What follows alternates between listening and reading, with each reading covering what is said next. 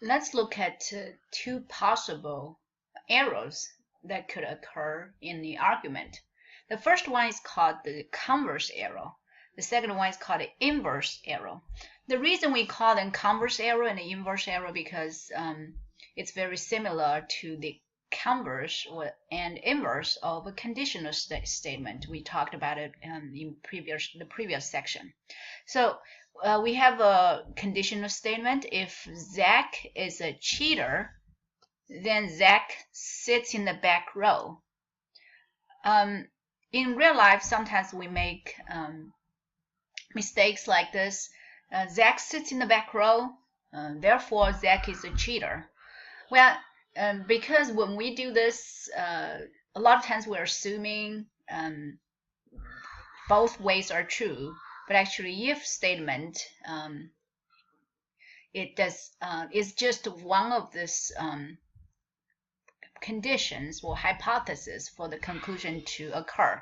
So, for example, there could be other reasons for Zach to sit in the back row. Maybe we could list other if conditional statements. For example, if Zach talks in class, then Zach sits in the back row. If Zach eats snacks in class, then Zach sits in the back row. And so there are other possible conditional statements. So if we get this conclusion, it doesn't mean this is the only condition. And so there could be other reasons. So we cannot get this conclusion, Zach is a cheater. Well, when we use the argument, we would say Zach is a cheater. This conclusion is because Zach sits in the back row. Well, it's very similar to the converse because the converse of this conditional statement is if Zach sits in the back row, then Zach is a cheater. So it's similar. So that's why we call it a converse error. As we talked about this before, converse and original statement are not necessarily logically equivalent. Actually, they are not. Sometimes they may have these true values.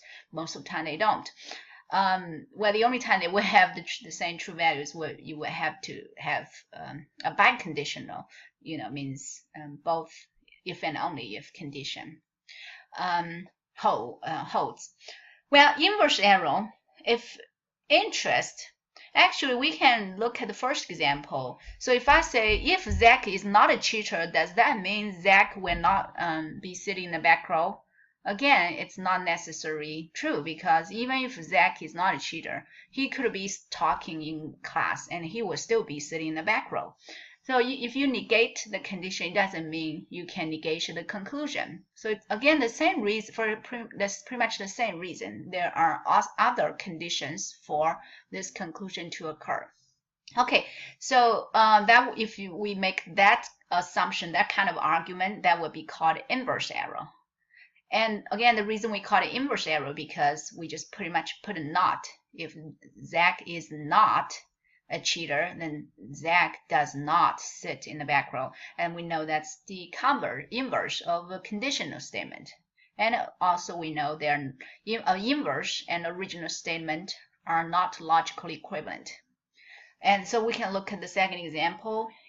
If interests are going up, stock market prices will go down. Interest rates are not going up, so that's negating the hypothesis. Therefore, stock market prices will not go down, and that's negating the conclusion, and that's exactly inverse error. Well, we know that the only statement that is equivalent to the original statement is the contrapositive. So not only you negate both of them, you also have to switch them. So if I want to fix this error right here, the correct one will be, if based on the same statement, if I say stock market prices are not going down,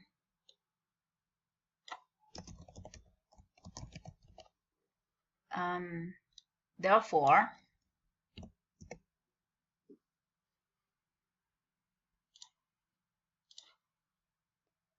Therefore, I get the conclusion that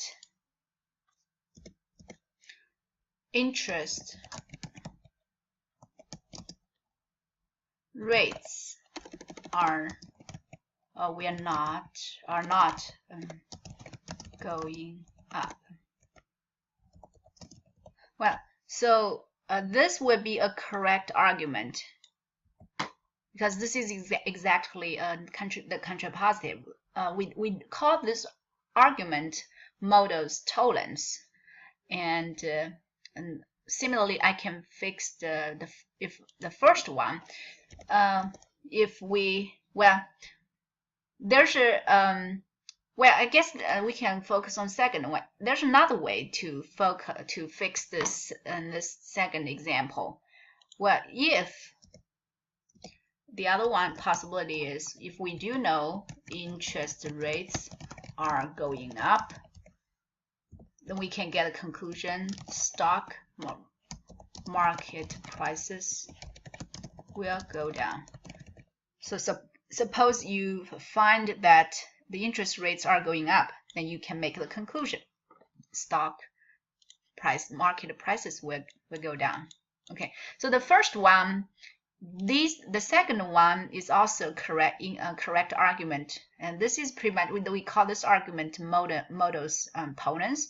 This is pretty much if you meet the condition, the hypothesis, and you can conclude the conclusion will occur.